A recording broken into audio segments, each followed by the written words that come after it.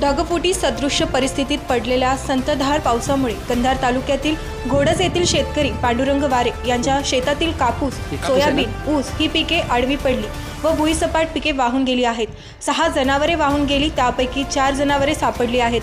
त्यांचा पंचनामा केला व 2 बैल वाहून गेले, ते सापडले नाहीत। त्यांचा पंचनामामध्ये नावे घेण्यात आले नाहीत। संबंधित अधिकारी व शासनाने याकडे लक्ष द्यावे व तात्काळ आर्थिक मदत जाहीर करावी अशी पांडुरंग बालाजी वारे यांनी शासनाकडे मागणी केली आहे। नमस्कार, मी माधव गोटमवाड, आपण पाहत दैनिक चलवार्ता लाईव्ह। आज आपण घोडज या गावी आलेलो आहोत। आज आपल्यासोबत बालाजी वारे हे शेतकरी आपल्यासोबत संवाद साधणार आहेत। बुधवार रात्रीपासून मुसळधार पावसामुळे यांची 10 एकर शेती पूर्णपणे पाण्यामध्ये वाहून गेली आहे। शेतीसोबतच त्यांनी जो शेड मारला होता जनावरांसाठी, जनावरांसह तो शेडसुद्धा वाहून गेला आहे। जे काही सिंचनचे पाईप होते ते सुद्धा काहीच राहिले नाहीत। अनेक जनावरे वाहून गेले। आज आपल्यासोबत ते स्वतः शेतकरी उपस्थित आहेत, ते सांगतील आपल्याला सर्व माहिती।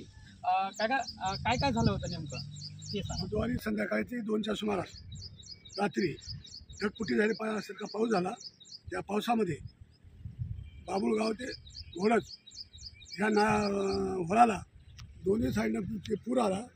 त्या पुरामध्ये पहिल्या सुरुवातीला थोडी शेड होता, शेडमध्ये 4-6 जनावरं होते। 4 जनावर इथं मरून पडले, 2 बैल मिळाले नाही, वाहून गेले। कुठे गेले की शेती उपयोगी अवजारे, पोखर, नांगोर, जू, ट्रॅक्टर पलटी खालं, पेरणी यंत्र, सगळं पूर्ण शेतीतले पूर्ण अवजारं काहीच राहिलेलं नाही।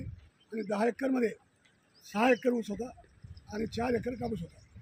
एक ऊस आणि कापूस मुळात सगळं उपयोग गेलेला आहे, जमीन खडून गेली आणि ते जमीन खडून जाऊन ऊसाच्या क्षेत्रामध्ये पूर्ण वाळ सरळ बसला। नाला फुटला, होल मोठा आहे 3 ठिकाणाहून, आणि या नाल्यामुळं पूर्ण नुकसान म्हणजे 100% नुकसान झालेलं आहे। 90 नाही, 80 नाही, 100%। 10 एकरमधलं 1 रुपयाचं उत्पन्न आम्हाला मिळणार। ह्या जमिनीमध्ये काय होतं? कापूस होता सर या जमिनीमध्ये। हे पळाट्या म्हणजे बुडा सकटच हे झालेलं आहे। मुळा सकट म्हणजे ह्या पिकाशिवाय नाही, जमीन जवळजवळ 1 फूट 2 फूट असं पूर्ण घासून मध्ये माती सगळी घेऊन गेली। आता तुमची काय शासनाला काय मागणी आहे? शासनाला आता हे नाला जे फुटलेलं आहे, हे नाल्याचं काम म्हणजे भयंकर, 10 लाखामध्ये काम होणार नाही आम्हाला। बांधबंदी शासनाकडून हे होळाची बांधबंदी असते, होळाचं रुंदीकरण, हो, आणि ते पिकाचं खडून गेलेलं पुन्हा वाळसळामध्ये पडलेला, ते आमच्या एवढं शक्यच नाही उचललं सर। शेतकऱ्यांना शक्य आहे का? नाही ना।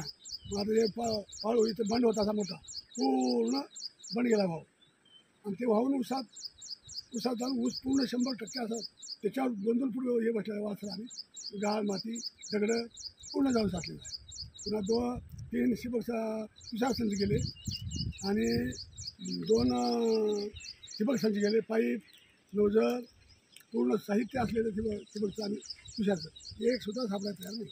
आपले जनावर किती वाहून गेले? जनावर 6 गेले। 6 पैकी किती सापडले? 6 पैकी एकही सापडले नाही, 4 इथं मरून पडलेत अडकून, आणि 2 बैल वाहून गेले। पंचनामा झाला का?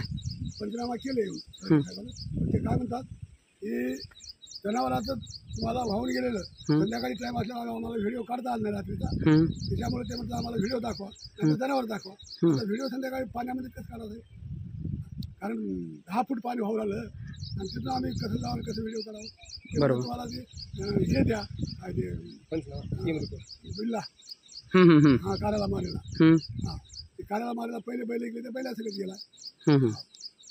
गाई इथं मरून पडल्या, डॉक्टर साहेब आलते, पोस्टमॉर्टम केले, नांदेडचे डॉक्टर आलते, हो, ते पंचनामा करून गेले। ओके। आता आकड्यापाशी 5 फूट खड्डा खालून पूर्ण 25,000 ईट, 28 पत्र, शेती साईमधलं शेडमधलं सामान, शेती उपयोगी पेरणी यंत्र सगळं गेलेलं आहे। खाताचे पोते, खाताचे किती होते पोते? 35 पोते खाताचे DAP, आणि त्याच्यामध्ये काय होतं, ईट होती 25,000 खुल्ली, एक पत्राचं शेड होतं, त्या शेडमधलं सगळे अवजारे शेतीतले टोटल, पेरणी, वखर, लोखंडी, टिपर, कोळपे, पाळी, सगळे अवजारे, एक सुद्धा अवजार राहिलेलं नाही।